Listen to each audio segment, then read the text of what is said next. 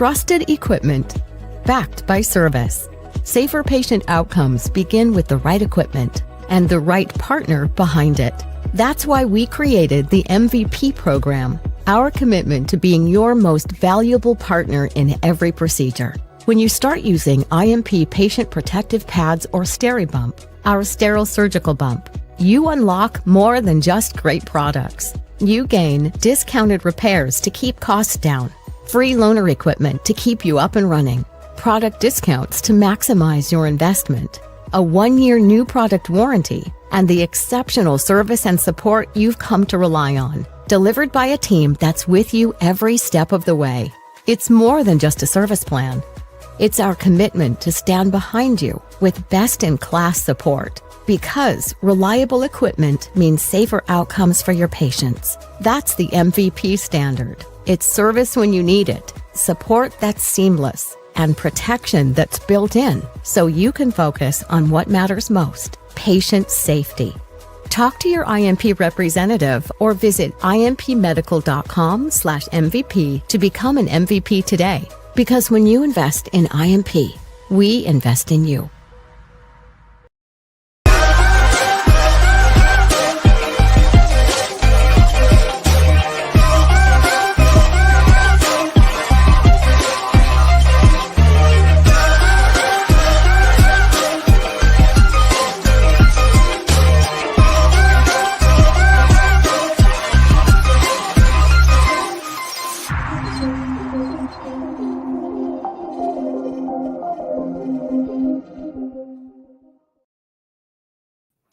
It's 8 o'clock. Y'all know what that means. It's time to talk. Family, we are here. First and foremost, as I always do, thank you to IMP, the MVP program. Y'all saw that commercial. What can you say about it, right? It is actually one of those programs where you actually get literal buy-in with your vendor partner. And that's what they're trying to create, a vendor partnership. And you saw some of the benefits there, free loaners, 24 customer service, just things that you always want from a vendor. But in this, they're actually making you a part of the team. So the MVP program, IMP, if you have reached out to them, definitely reach out to them. Great products. It's that SteriBump. We talked about it last week. It will change the way you look at rolling towels to sterilize them for surgical cases. I know that people are like, rolling towels. Yes, it's still a thing that happens in the field, but SteriBump will change that. Again, to all of you, thank you for being here. Thank you for allowing me to come to you with, just the talks that we've been having and the great conversation that's been happening in these forums. The season has started off great. And thank you to all of you and the CEUs. What an added benefit, right? You get to sit, talk, learn something, and still get a CEU out of it. And that goes to show you that how much we value what you bring to us being here. As I always do, learn to listen so others are willing to talk. Definitely available now. And also Time to Talk is still available. Definitely, if you have not got your copies, definitely get that. And let's talk about it. So for this episode, I wanted to definitely dive into something that I just want to make sure that we are doing the processes the way they're supposed to be doing. Shortcuts do happen. Should they? No. When those things do happen, we do put patients at risk. But what if the person doesn't know that what they're doing is incorrect because it was something they were shown? As they always say, that tribal knowledge, right? What if that one instance is where they think they're doing the right thing, or again, they were shown to do it that way? So to this show, I want to make a clear distinction. And you saw the title of the show, right? Clean isn't sterile. And why does that distinction matter? Let me say it again for you. Clean isn't sterile. And why does that distinction matter? I want to first say I do apologize. Miss Vargas wasn't able to attend today, and I did reach out to a good friend of mine who, it's funny because as soon as I put the post up, he said, "Wait, I need to hear this because I need to let people know, some of these differences." So I just said, you know what, I'm gonna have him come and talk to us today because, again, if it's clean, and you hear this all the time, if it isn't clean, it can't be sterile. And I think that's a misleading statement because if it's clean, does that mean it's sterile? That's why the distinction matters. Because you hear people say that, you will hear people say that in your careers in this field. People have said you can't sterilize it if it's not clean. So we're going to talk about those distinctions. What is clean first and foremost? What is sterile? And then I want to throw the wrinkle in there. How does HLD play into all of that? I know y'all didn't see that one coming. Clean, sterile, and high-level disinfection. How do they all play a part in patient safety and what happens in the OR?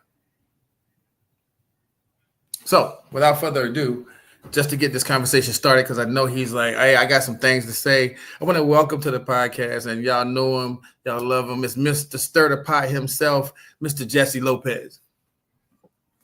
What's going on? What's going on? Hey, I got Mr. Stir the Pot on Time to Talk. Let's do it. Sir. First and foremost, thank you. But for the people who don't know who you are, and they don't know who that could be, but for the people who don't know who you are, could you introduce yourself to the family, sir? Well, again, my name is Jesse Lopez. I'm sorry, was that? No, I thought we had called that for a second. My name is Jesse Lopez. Yep. I'm Jesse Lopez. I've been in the field for 17 years now. Started off as a surgical tech, and now I am a educator in sterile processing. I did the roles side by side for about 8 years. Fell in love with the chaos of sterile processing, and here I am stirring the pot and giving it to you how it is, raw and uncut. And that's what I need from you today. I want them to hear the real deal about what these three distinctions mean in sterile processing. You got Angela here. I saw Carol here. So people really want to know, Jesse, in sterile processing, what is clean? Well, if we're going to define it, there's a definition in every dictionary and every standard and every guidance. But for us as sterile processors, the process of cleaning, or the definitions of cleaning, is the removal of visible and non-visible soils or foreign matter from an object or a device to make it ready for the next step of the process. That is the definition of cleaning. So, okay, history lesson for everybody. So that's cleaning. And what is decontamination? So decontamination is the process of making an item safe for the next process. So family, you see that he's reiterating that it does go through another process. And I just want to make sure we get that from what he's saying. Cleaning makes it ready for the next process. Same as decontamination makes it ready for the next process. So we can't stop at cleaning and say it's ready for a patient, correct? No, we can't clean. Okay. We cannot. For patient use, an item has to be decontaminated. So whether that be through low level, intermediate level, high level disinfection, or sterilization, that is when that item becomes patient ready. We do not clean devices and then use them directly on a patient. Okay, so just so we're going to get into the other things, but what steps constitute cleaning? Maybe that's where people are going to get confused at. What steps actually make cleaning achieved? And this is where it can be a little confusing, because cleaning can be achieved by different processes. You can clean You can clean with different detergents. You can clean with a approved disinfector slash cleaner, with a cleaning agent. So it depends on what you're cleaning. You're not going to clean your not going to clean your teeth with the same items that you're going to clean your countertop with. So Okay. different chemicals, different chemicals in a nutshell is So used for the cleaning process. so let me ask this just so we can clarify. So we're using chemicals to clean, and then we get it ready for decontamination. Is that how that normally works? So when you get into decontamination, you're actually trying to remove the microorganisms off of the item that you just cleaned. So clean is going to take the bulk of your soils. Okay, you're going to clean the bulks off. When you're cleaning something, is you're removing the majority of the contaminants that we can see. Now, I know I defined cleaning as non-visible and visible soils because not Right. all soils are visible. Like some mucus member, I can lick a spoon. Okay, I always use that analogy. I can lick a spoon. You're not going to see that soil on there. Okay, so that's Okay. the cleaning process of removing those gross soils. Decontamination is removing those microorganisms to the safe level of handling. Okay. So when we say the pre-treat, pre-cleanse from the OR to sterile processing, is that a cleaning process? That is not a cleaning process. Let's get that correct. The Okay. standards made it very clear when they updated ST91 specifically, and hopefully we're going to do the same thing across the board with the other standards as we update them. They used to be called pre-cleaning at point of use. Okay, Yes. the reason it's not called pre-cleaning is because they're not using they are using chemicals, but they're not using the whole center circle process. Okay, center circle is time, temperature, concentration, and contact with a chemical to remove an item to process. They are pre-treating a device so that it can be easily cleaned. So at points of use, we're pre-treating with a chemical to make it easier to clean. Okay. Hey, if you're listening to us right now, please share with your network. Please get people involved in this conversation. That's a very good point that he made there, because I remember when it used to be called pre-cleaning, and then we had to make that switch to pre-treating. So getting that into people's heads and letting them understand that they're not cleaning anything. We're just treating it to get it ready for, as Jesse said, the next process. So in that next process, and you said we're just pre-treating right there. So if it's getting pre-treated and then moving down to decon, when do we clean it? Okay, when the cleaning starts in the decontamination area. Again, decontamination the decontamination area by definition is the centralized area within a facility where all soiled items are transported to so that they can be cleaned. And that process of cleaning is typically followed by the IFU of the medical device that has been validated by the manufacturer, whether that includes just water or a chemical to that process, but it also involves time, temperature, contact, and friction, whether that friction's through irrigation, cavitation, or mechanical force of scrubbing with a brush, sponge, or towel. That is the process of cleaning. Okay. Okay. So in saying that, how do people mistake? And this is where I know you wanted to get into a little bit. How do people mistake clean at any point for being sterile if you have to go through all these steps? That's where I wanted to discuss, because I don't think anyone confuses cleaning with sterility. Okay, Okay. we may confuse cleaning with high level disinfection, but that's a huge jump to say cleaning is sterile.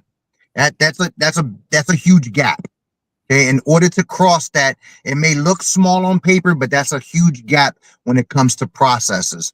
Okay, cleaning is just, again, when you clean your body, you're not sterile.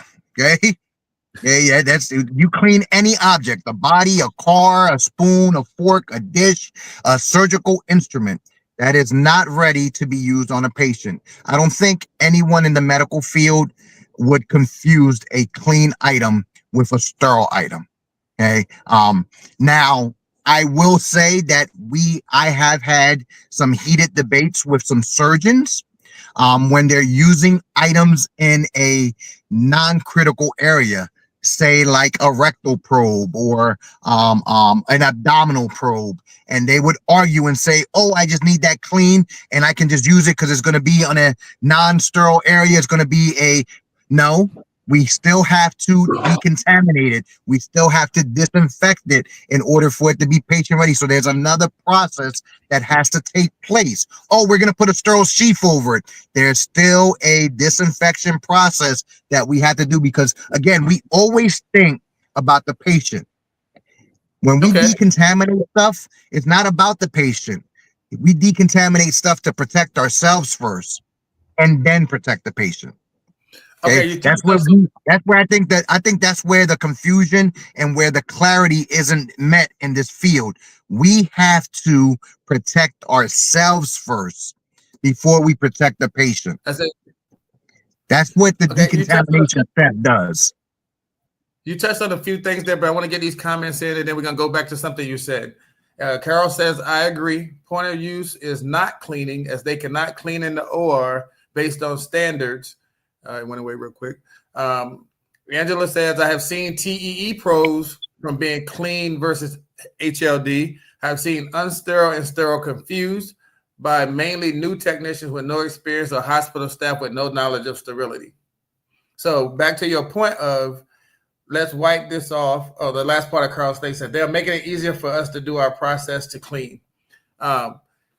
Back to your comment of you've had doctors say, "I just need this cleaned and sent back. We're gonna put a sleeve on it, or a glove over it, or whatever to use it." Hi, Arlene. It's clean in a sterile area, right? When they're putting a sleeve on it, You so cleaned it and sent it back to them. so typically, if doctors are putting sleeves on items, they're not going to use it in a sterile area. They're going to use it in a semi-critical area. Okay, a oral cavity, a rectal cavity, a vaginal cavity. That's when sleeves are used in a semi-critical application. Okay, they'll put a sterile sleeve over a disinfected item. Okay, we just want to make sure we clarified that because I heard you say it like when they ask you to clean it and then send it back up because they're still going to use it the way they want to do it. And then Tandria says, "Nope." What does the IFU say? Again, in that capacity, if they're telling you just to clean it and send it back up, what do? Do you follow the IFU for cleaning it, sterilizing it, or do you just clean it and send it back up? No, man. Well, you talking to me, so I can verify this one all day long, and any doctor that's ever worked with me will verify this. Okay, we follow the processes and policies of our facility. So, and with that being said, okay, some items are allowed to be high level disinfected. Some items are allowed to be sterilized. If our facility's policy says that we sterilize this item, we don't pick and choose which process we do because the doctor needs it right away. Oh, he needs it right away, so we're going to high level disinfect it instead of sterilization because that takes longer. No, we don't bump back and forth in those processes. The standard even states that when we pick a process, we stay to that process. It's not going back and forth. So if we're sterilizing an abdominal probe and a doctor wants it right away, that it is getting sterilized, and you will not receive that probe until it gets sterilized. I don't care if you're putting a sleeve on it or not. The policies and procedures of the facility is that we sterilize this item. So that is how we're going to continue practicing to give the highest quality of patient care. And family, you know how we do it. I know about what it's about, but I'm going to skip that because I want to hear Jesse say what he was talking about just now. So when you're using your tracking system and you're putting in these items and it asks you the method that you want to use for sterilization. If you put in steam and it's compatible to go both ways, do you mark that it can go steam or SteriRad? Just in case both your sterilizers are full and you need that tray turned over immediately so you can put it in SteriRad, or once you steam it, you leave it. Okay. Once you, and again, you have to follow the policies and procedures of your facility. Okay. Once the only time you would go back and forth like that is you have a steam sterilizer and it broke down, but it can be steam, it's SteriRad. Okay. All right. Steam is down. I do have a choice to SteriRad this item, or no branding. I can put it in a hydrogen peroxide sterilizer. Okay. Right. We can do that. Okay. But we're not going to do that. We're not going to do that because there is a rush. That's almost like saying you're going to IUSS. That's basically what you're doing. Okay. When you're choosing not to steam sterilize the item and put it in a low temperature sterilizer, you're basically choosing to IUSS that item, or you're choosing to do an immediate use with that item. Okay. Because IUSS is steam sterilization, but you're choosing to use a quicker process for that item, and that is not acceptable. Okay. And whether it be through steam or low temperature, you stick to the process that you already have in place. Okay. Now, I've never been to a facility that you have a choice to do one day you decide as a technician, hey, I haven't used high level disinfection in a while. I'm going to high level disinfect this item, and tomorrow I'll sterilize it so I can keep on my toes. No, it's one process. Okay, I got some good comments here for you, just so you can see that the people are here. Arlene says, just because you can don't mean you should. Carol says, you need to be careful flipping between sterilization methods because this will also cause instruments to deteriorate and break down faster. That is correct. Also, but they want to wipe it off with a sanding cloth and put a sheath on it. Nope, not in the IFU, but that's what the vendors try to get techs to do, and have seen it with Sensitag. Arlene said, thank God we got rid of the wood owls and the rectal trays. Like, so all of these things that you're speaking of, people have seen or, have been a part of those type of things. So that's why that's important to know as well. You can clean it, but once you pick a method, you should stick with that method. There should not be going back and forth. Angela says different modalities of cleaning. You have ultrasonics, manual cleaning with brushes and towels, the sprayer arms. All these things get you to the cleaning. Now, to your point, now we're talking decontamination or disinfecting.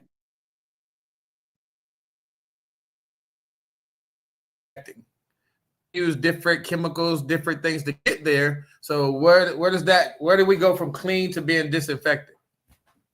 Okay, so again, you have to follow your IFU of your device, because again, some items you can't use a disinfectant wipe. So this is one of the biggest debates in sterile processing when it comes to hand washed items. Okay, where is the disinfection step in a hand wash item? Okay, so you cannot. I say you're about to start. I'm going to start. I'm about to start it. You're about to start something, but before we get there, because I know this is going to be good, I want to go to commercial so that when you come back, you can let people know what that missing step that people are talking about, what we mean by that, because I know people are like, what he mean there's a missing step. So after this commercial, we'll be right back with Jesse. Yes, sir. In a world overflowing with noise, are you truly being heard? Or better yet, are you truly listening?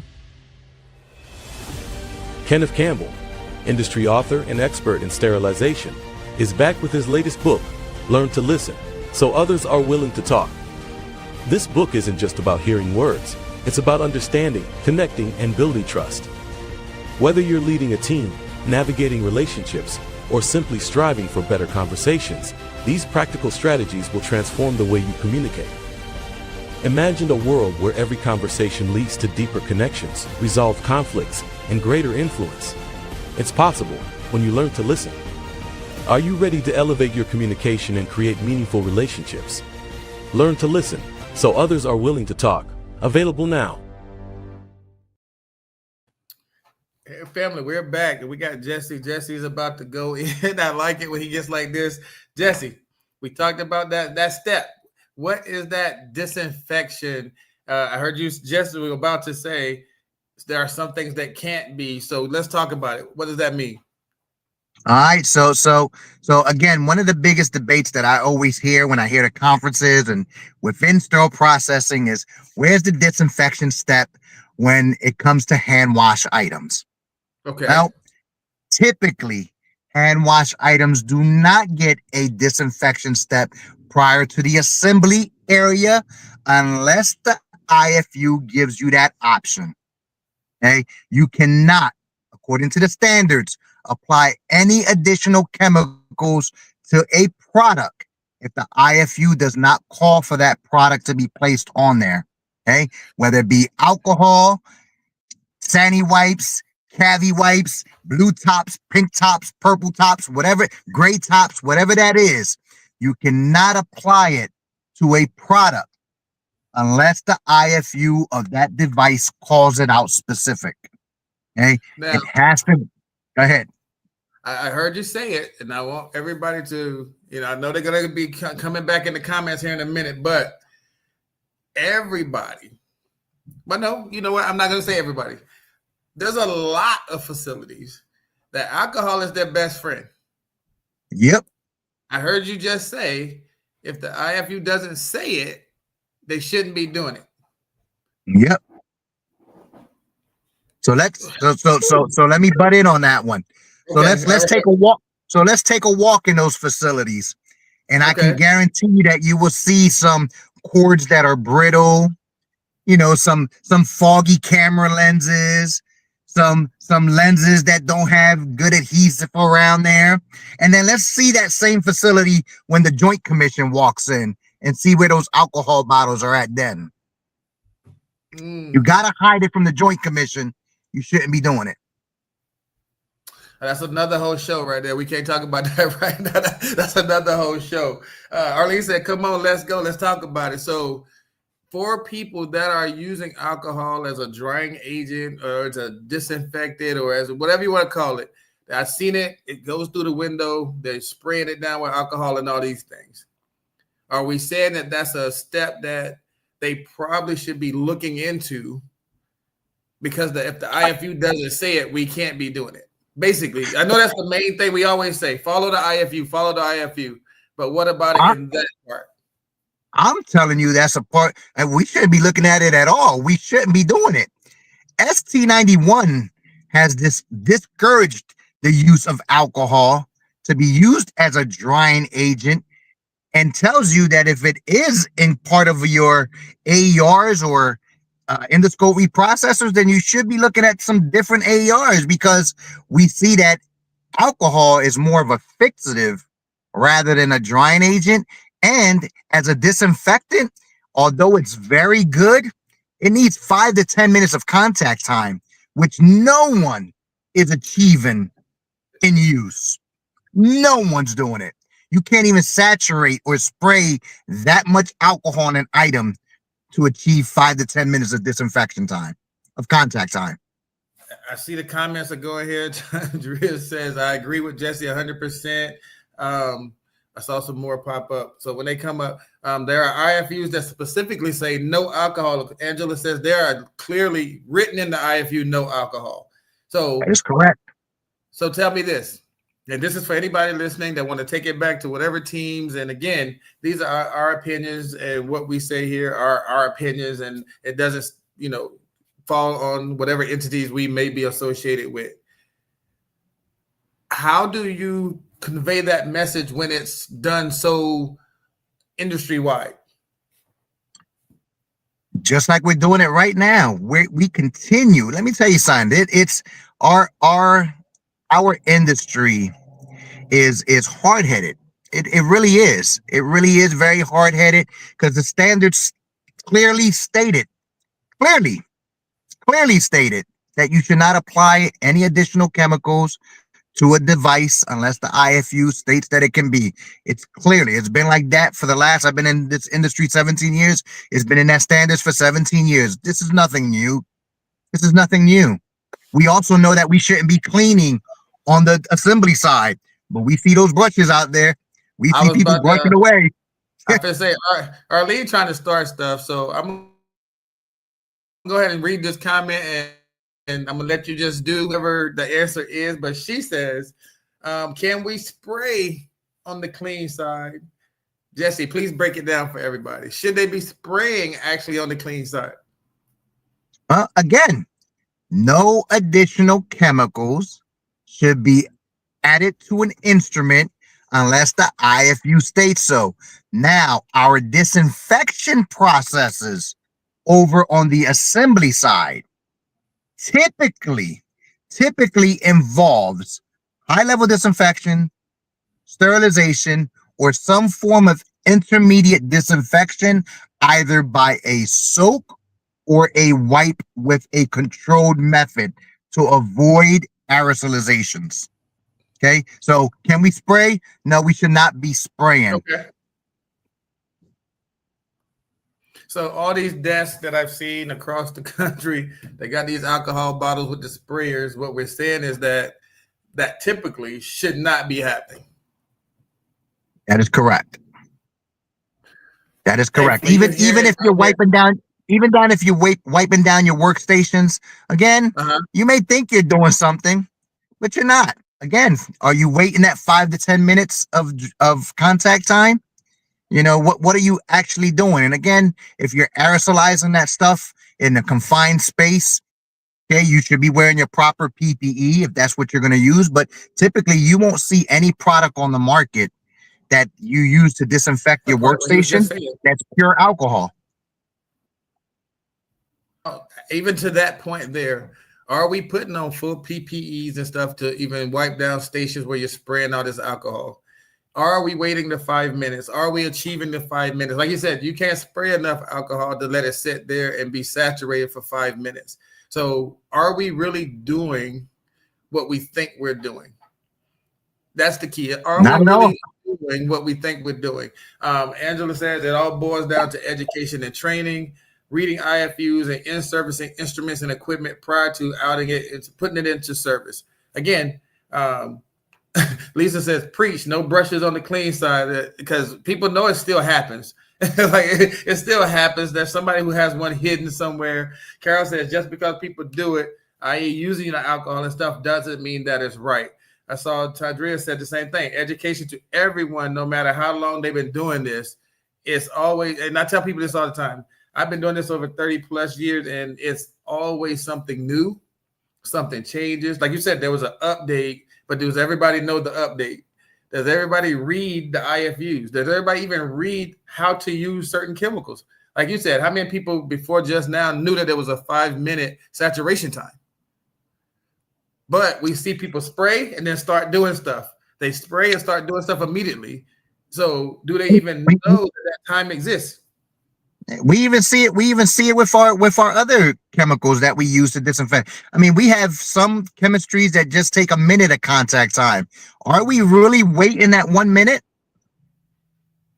No. And I guess it's back to the education, right? That's back to the education that y'all talking about. It's like at the end of the day, if they're being trained that way,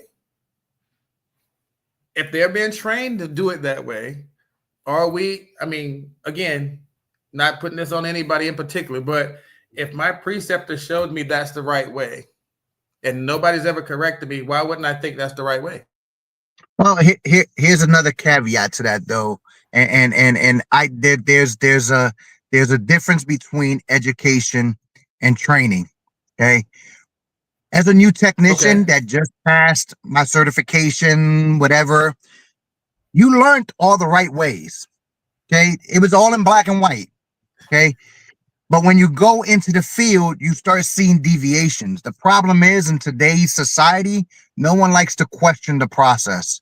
They just go with the flow because they think that they're going to get some clap back or they're going to get some, discipline over it. And they're afraid to question the process.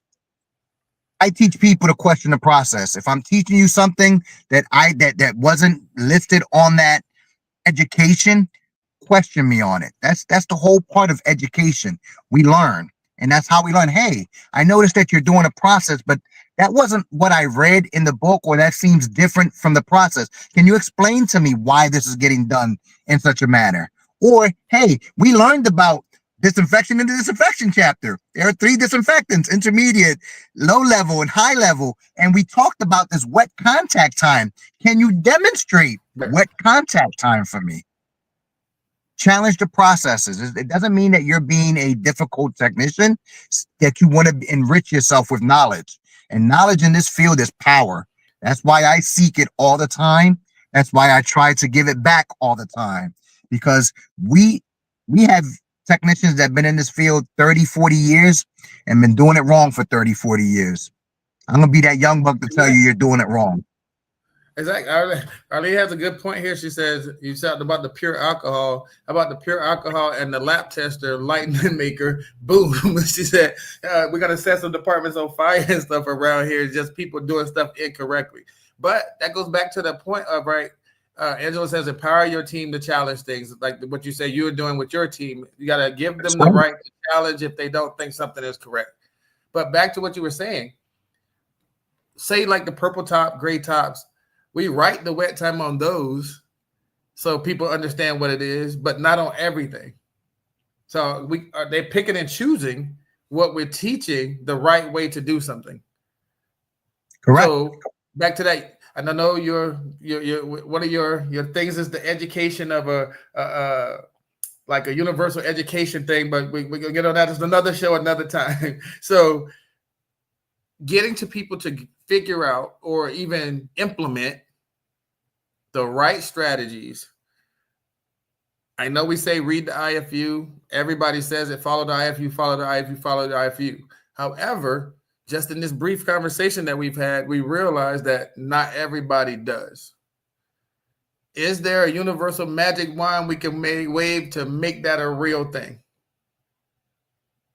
No, it's not. Because again, we're living proof right here with these podcasts and all this education and conferences.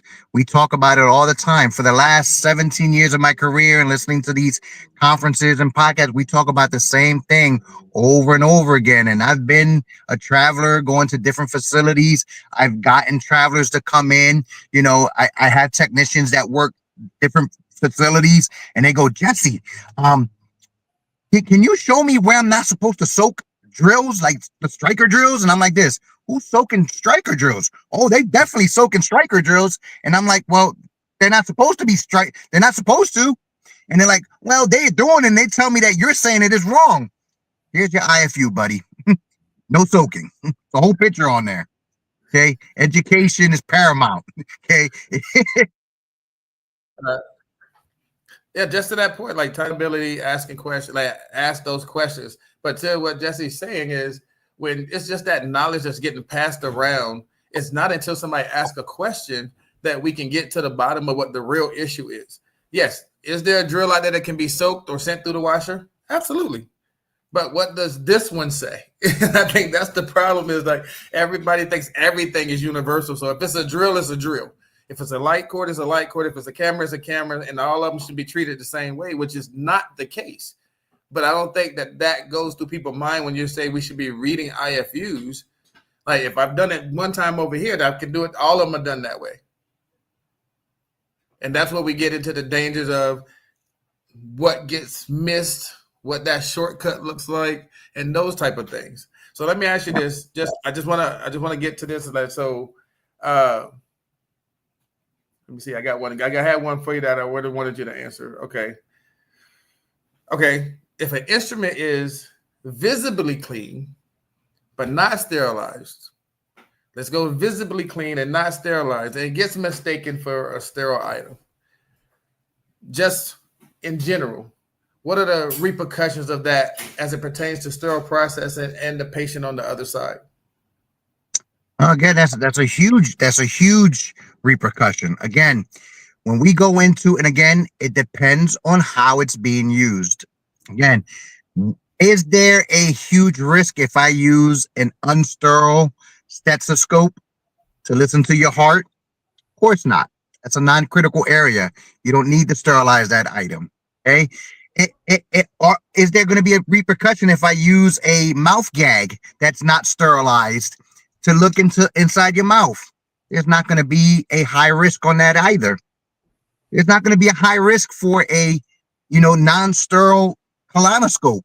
Okay, we see it all the time. But if we're going into sterile tissue, okay, if I'm cutting a person and there is blood into the vascular system, or there is a risk of tears, then that item needs to be sterilized, because any microbes that does not belong inside of the body can cause an infection. Okay. Our own microorganisms can cause us to give infections. Okay. The microorganisms that live on our skin are not supposed to be in our heart and in our bloodstream. So when we get a cut, that's why it's important to clean the area and disinfect the area, because we don't want those microorganisms getting into that bloodstream, which is a sterile area of our body. That's why we get those red marks, that swelling and that burning and sensation and that pus buildup, because your body's saying, hey, this does not belong in here. Even though it comes from our body, it does not belong in this area of your body. Okay, so yes, a clean item that appears clean, that is used in a sterile procedure, is a huge risk to the patient, because not only do we have to consider what type of microorganism, we have to consider the health of that patient. What kind of susceptible host is that patient? What other ailments does that patient have? Do they already have an existing disease? Are they an elderly patient? Are they on immunosuppressant medication? All that comes into play. If you're generally a healthy individual, then you might get away with it. But if you're already a sick individual going into a hospital, nobody goes in healthy to a facility to get a procedure done. They need something done to them. They're already sick. Something's going on. So, and you're getting put under anesthesia, which shuts your body's defenses down. So you're already a susceptible host there. So it's a huge impact. Now, with confusing clean to sterile, as I stated, that's a huge gap. That's a huge gap. There's a lot of safe mechanisms in place so that we do not confuse that. So but again, to that point, I got a question on that very place. I have a question about it, but I'm gonna ask you that question right after this commercial.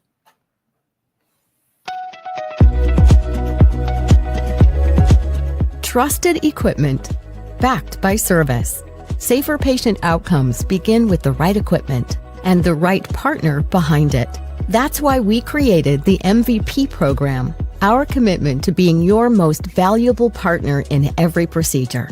When you start using IMP patient protective pads or SteriBump, our sterile surgical bump, you unlock more than just great products. You gain discounted repairs to keep costs down, free loaner equipment to keep you up and running, product discounts to maximize your investment, a 1-year new product warranty, and the exceptional service and support you've come to rely on, delivered by a team that's with you every step of the way. It's more than just a service plan. It's our commitment to stand behind you with best-in-class support, because reliable equipment means safer outcomes for your patients. That's the MVP standard. It's service when you need it, support that's seamless, and protection that's built in so you can focus on what matters most: patient safety. Talk to your IMP representative or visit impmedical.com/MVP to become an MVP today. Because when you invest in IMP, we invest in you. I heard what y'all know that. Did y'all see that? Discounted repairs, free loaners, customer service that's unparalleled, just for being an MVP customer. Check out IMP, get the information for yourself, and see if it's something that can actually help you. When you become an MVP, that just means you're just looking for another level of quality, and they're handling it to you right there. Think about just the savings with the discounted repairs, the free loaners. That alone is a big one, because when you call for those loaners, if they're not out there, it's a tough day. It's a tough day. So again, definitely IMP, the MVP program. Contact your local rep. Jesse, just getting back to that conversation. I heard you say it, and I want to touch on it because we hear about it, and I've actually seen it in person one time. When a tray makes it to the OR that's unsterile and it gets used, those are essentially clean items, right? Yep. So, with all these safe havens we have in place, how does that happen? Is it the shortcuts? Is it education? What is it? It is bad education. Okay, it is bad education. Okay, every sterile item that is produced within a facility has to be in some form of sterile barrier. Okay, there are external indicators that change colors. There are internal indicators that change colors. Okay, there are filters that have indicators. There are lot. It's knowing the difference between what is a sterile item versus what is not a sterile item. For sterile processing, for us, it almost becomes complacent because we're constantly touching stuff and we kind of forget about the visual cues. And that's how items make their way up to the OR unsterile. Is we're so used to doing the process that we forget to stop and do the things that we learn and stop going back to basic.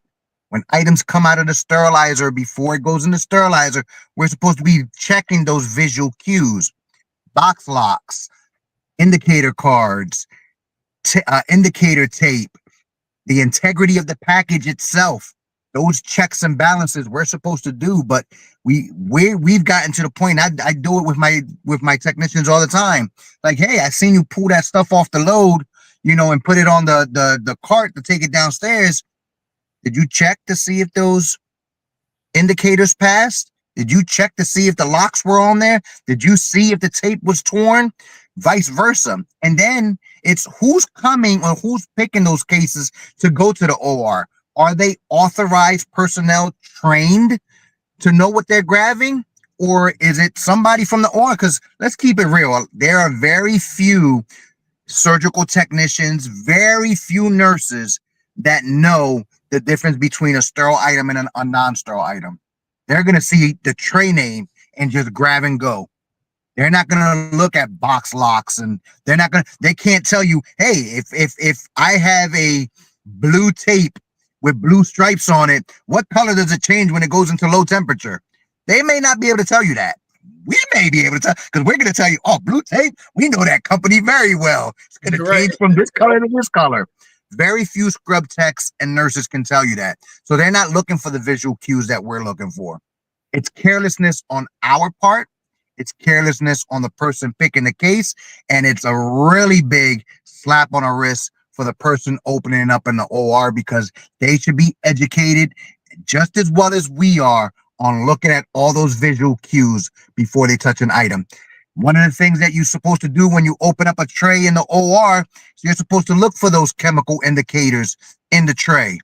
Okay, if they're not there, that tray is considered unsterile or compromised. If they did not change color, and they know that very well, if they didn't change colors, then that tray should not have been used. Okay, those locks, if they're not in place. I stirred the pot a couple weeks ago about that. Would you use a tray without the locks in place? It was a resounding no. That tray is uncompromised. Well, even if we know it wasn't opened or those latches weren't popped on, we can't trust that. Okay, but we do it all day long with high-level disinfecting items. We do it all day long. We're about to go into the high-level disinfection, but I want to get these comments for you so you can hear what they're saying. Angela says, did the equipment receipt say pass? Like, are we looking at that? Did it meet the parameters? Are people even still checking those things? I know we're supposed to, but do they still check them? Tadria says, we place pictures up in the OR to show the different sterile, unsterile. I've seen that a lot. I've seen that in the OR, that what the education is, they do have both of them there so everybody can see it. So I have seen that. What else we got? So, Jesse, in that, so if everybody's supposed to know, and I've seen it a couple of times in how does a whole load make it to the non-sterile? And I know you said it can be just as simple as somebody paying attention, but we're talking whole loads. Tadria also says that their tracking system alarms you if something's not sterile. So there are safeguards and there are things in place. But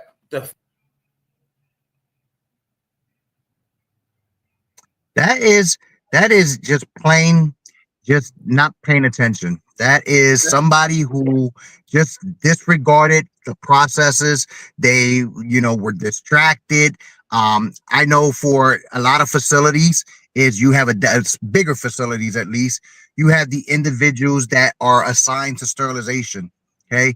And, you have a specific area where you put the items that are waiting to go into the sterilizers. And then you have a cooling area where items, or a loading area for things that are supposed to go in the sterilizers. If you're not following, if you don't have a policy or process in place to distinguish the two clearly, okay, or you're having people just randomly put things on your load, loading up your sterilizer rack for you, it may be that they put a unsterile item on a cooling cart that have an item that's sterile. Again, you have to have these processes in place. When you send the whole load down that's not sterile, that's just you did not follow the process. You broke processes, you broke policy, and you just didn't follow it the way you thought that you can do it a better way or a faster way. And the faster way is you messed up. Now I want y'all to think about what he said, and then think about your processes. For your sterilizer cart, are everybody placing their individual trays on that cart? Or are they setting them in an area and allowing the sterilizer person to build their cart? Little things like that can actually cause those mistakes as well. Arlene says communication of subproducts too, like when we can't get our normal indicators, when stuff has to switch out, is that communication being talked about? Because again, if we train them to see blue to black, and then the indicator has to change or something, or it's the one that says if it goes past this line, it's good. If it don't go past this line, so those type of things. Are we communicating that behavior? And while we go, I'm getting Jesse here to talk about high-level disinfection real quick. But while we talk about that, get your phones ready. The QR code for tonight's episode and the test are going to be displayed here in a minute. Definitely get your phones out so we can make sure you get your CE for this episode. Jesse, I know that you wanted to talk about it. High-level disinfection. It's not, as people would say, it's not sterile. It's more than clean. It's past disinfection. But what is high-level disinfection, and why do you feel so strongly about it? Well, again, high-level disinfection is basically there's levels to disinfection. Okay. And we kind of leave sterilization out of that equation to an extent, because sterilization is the highest level that you can possibly achieve of a product. Sterilization is you're killing everything. Okay. Nothing is to survive. Okay. The probability of survival is extremely low for sterilization. When you're disinfecting with a intermediate, low level or high level, you're killing most, but not all. There are still going to be some microbes left on there, still going to be some spores that are left, and spores, are very difficult to clean, and they're just waiting for the perfect opportunity to crack open out of their shells and go ahead and proliferate and multiply and reinfect whatever there is. Right. High-level disinfection is typically used on semi-critical devices when sterilization is not available. I'm going to say that again. High-level disinfection is for semi-critical devices when sterilization is not available. Not when it's not an option. It's always an option for semi-critical devices. It's just, do you have that sterilization modality available? So high-level disinfection is used when sterilization is not available. If sterilization is available, the Spalding classification and the standards state that you should be sterilizing. So that's to your point that you said earlier. So now I'm backtracking because I heard you say it. Now, is that acceptable to flip between if I need to versus I can you wait? Cannot, because if I've been sterilizing it, right? If I've been sterilizing it, but my sterilizer just isn't available, and I have high-level disinfection available to me, is that possible? That is possible. if Code your is up. Okay, sterilizer, so I'm going to say it like this way, okay? It's because availability means that, oh, my sterilizer is running, so I'm going to use the high level. No, my sterilizer is out of service, so I high level disinfect. It's not that it's occupied and I high level disinfect. It is out of service. It is broken. It is getting repaired. It's not because there's a load in there and then I can high level disinfect. No, it has to okay. wait the process. Hey, everybody, the code is on the screen. Make sure you scan the code. Get for tonight's episode. I want to just go back to what he just said because I want to make sure people understand the ramifications of what he's saying. If your sterilizer is available and you have an item that has sterile in its IFU, if that sterilizer is running, that item should be set to the side until the sterilizer is then now available. It's not. It shouldn't be. Both of the sterilizers are going. I have my high level of disinfection. I'm just going to high level disinfection. Again, that's what he's trying to get y'all to realize is that when is it okay to pick and choose? Why are we picking and choosing when you have the tools available to do something at a higher level? And that's what he's saying. If sterilizing it is the highest level and it says it should be sterilized, why aren't we sterilizing it? But I can go a whole different way, Jesse, because doesn't ST91 say we should be sterilizing scopes if we can? But that's a different conversation. That's a different conversation. That's a different conversation. But that's one of those things, right? But who has the wherewithal to sterilize all of their endoscopes? Currently, right now, I don't know anybody that can do it, and that's gonna be like if you guys are in the area sometime soon, I'll be talking about that very soon. Okay, all right, but that is one of those things where I say it is available, but it's like not even like we can't. And a lot of I know I've talked to a lot of endo managers and SPD managers says we just don't have the bandwidth to sterilize all of those endoscopes or the those AERs and OERs and all those things have to be used because they just can't do it.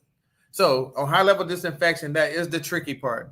You have to read those IFUs again. And he's saying the semi-critical items. Yes, if it has it in its IFU and you can sterilize it, you should be sterilizing it. That's the bottom line to that, right? Yep.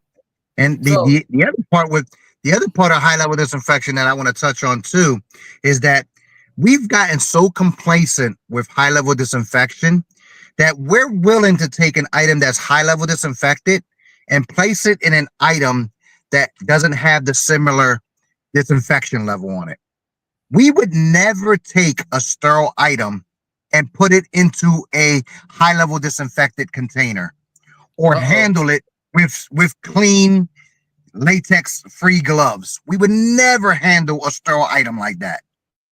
The sterile item has to be handled and placed in the similar disinfected level container and handled in the same manner. Okay.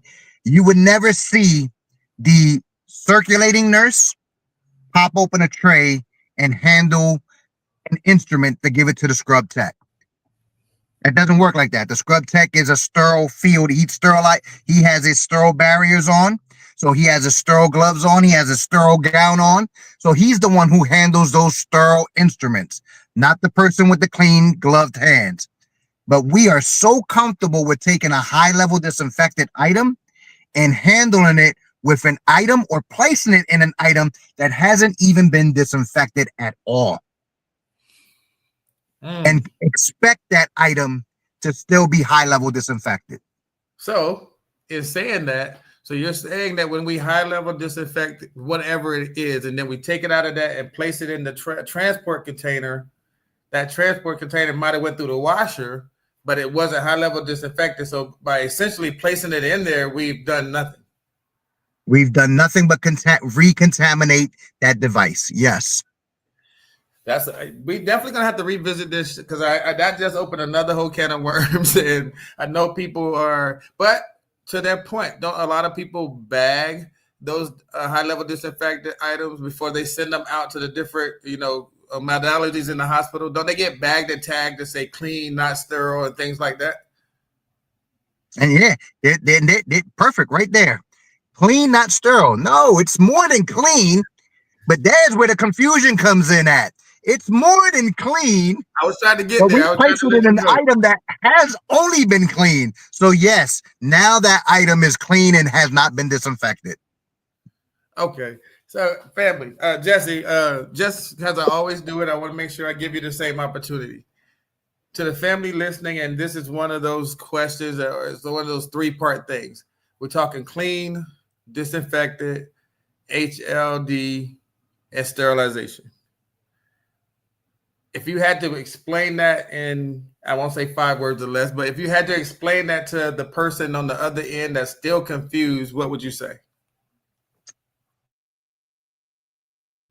If you're following a process flow, clean follows disinfected, clean, clean, disinfected, and then sterilize. It is going up a hill rather than down a hill. Hey, look, Angela trying to start stuff. She said, example, adding the disposable buttons to the high-level disinfectant scopes. See? See, there we go. But don't they come in pre-packaged sterile? So Can we do so that? if the, so yes, that we can do, and this is where I wanted to make a point on that real quick. As long as you're going a step above the disinfected process, you are okay. If you're placing a high-level disinfected item into a sterile bag, that is perfect. You went a level above the disinfection. But if you're putting it into a regular trash bag that you bought at the dollar store, that's a problem. Yeah, hopefully we're not doing that. Jesse, as always, my friend, it's been entertaining. I definitely want to bring you back because we're gonna have to revisit some of this because I know we didn't touch on a lot of it, but I wanted to just get people to get that first understanding that yes, you hit it right on the head at the end there. We have tags that even say it: clean, not sterile. You have tags that say it. You talk about if it's high level disinfectant, then putting it in a non-high level disinfectant container that you essentially just put everything like you did nothing because you are now contaminating what you just did. Or if it needs to be sterilized and it has it to be sterilized, why aren't we sterilizing it? So a lot of those things that I know people, even down to like the alcohol that we talked about in the beginning. Are we doing the 5-minute dwell? Are we even supposed to be using alcohol? Like getting to the heart, the meat and potatoes of, are we even supposed to be doing it? I saw somebody say, can we clean on can we be spraying on the clean side? You talked about the sterilization and all those things. Bringing it to the awareness of the people that needed to be hearing it so that we can go out now and say, let me look at my processes just to make sure that we're doing the right thing based on some of the stuff you said. As always, you do drop jewels and nuggets every time you come through. I appreciate you, my friend. Hey, family. You make sure you let Jesse know that you appreciate him. Jesse, how can they find you real quick, sir? And I'm very active on LinkedIn under Jesse Lopez. I'm on Instagram under WDYD CSP. I'm also on YouTube under the same name, WDYD CSP, where I teach processes and show you step-by-step instructions on how to process several instruments that you come across. And I also stir that pot all day long on Instagram and on LinkedIn. So you can find me on all those platforms. Definitely, if you're not connected with Jesse, definitely connect with him because when a stir the pot comes up, he will make you think about things in a totally different light, and it gives you insight. And again, he's not saying that what you're doing is wrong, but can we consider the alternative? And that's what we're talking about today. Now, we want everybody to see and consider the alternatives that what they're doing may be different. So we have to ask that question. Hey, Jesse, I hear these comments here. You're awesome. People really enjoyed you tonight. I appreciate you. Family, Thank you. As always, same time next week. We do it all over again. Make sure you tell your friends. Make sure you share this because those CEUs are free. We're doing this so you can get the education. Make sure you pass it on to those who need it. It is HSPA and CBSPD. I got CEUs for both. So make sure you reach out to the people that you know need them and share this information because you never know who may need it. Jesse, I appreciate you, sir. Family, same time next week. I will see y'all. Thank you for tuning in. Thank you. Peace.